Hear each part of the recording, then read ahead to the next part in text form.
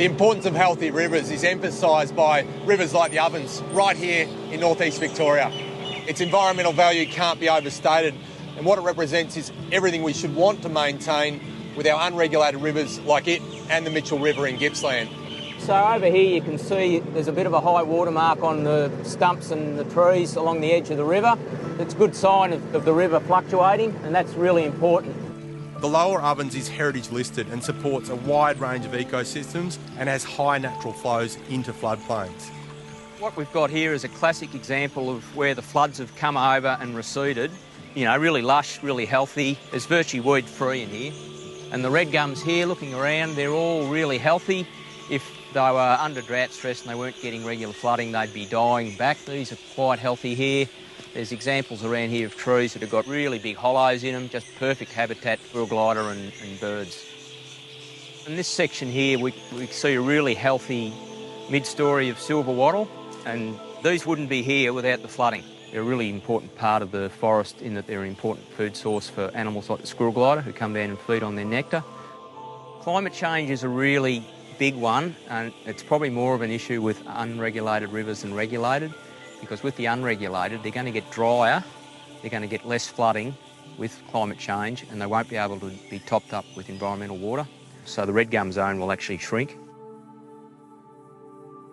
Previous threats to the health of the Ovens catchment included dredging for gold. And to get an idea about the impact of mining, it's worth a visit to El Dorado, where this 80-year-old gold dredge lies rotting away. It echoes a time when the search for gold prevailed over common sense. If you doubt the impact that we can have on the riverine environment, consider that this monster was last used in 1954, and the sediment that it produced is still making its way slowly towards the Ovens. Having battled the odds like many of our rivers, the Ovens is now ecologically healthy. It's critical for environmental flows in the Murray-Darling Basin and provides excellent conditions for plants and aquatic species to recover. For example, something I hadn't seen for years, the Murray spiny crayfish. So I arranged a riverside meeting with fishing guide Cameron McGregor and his partner, Dr. Katie Doyle, who's an expert on fish species. Hi Cam, hi Katie. Hey mate, how are you? Good day to find a spiny cray. Lovely weather for it. How did we go? Believe it or not, we actually got one. Oh, there we go. Yeah, just found it in here in the rocks before and managed to pick it up by hand. And what, you're looking for his dad, are you? He's a bit small. He's a little fella. Only a little fella. And what's the future look like for this little fella? On the rebound, I'd say. And is it a good habitat for the spiny cray, a good habitat for the Murray Cod and vice versa? Yeah, definitely, because it's not regulated, so there's no dams or weirs on it.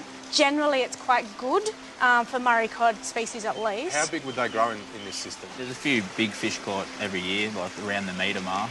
So it's reached a critical mass where it's actually restocking on its own? Yeah, they are. Yeah, they're repopulating themselves, definitely. This would have been a favourite meal for the Aboriginal people of the Ovens area, which was a great source of food generally.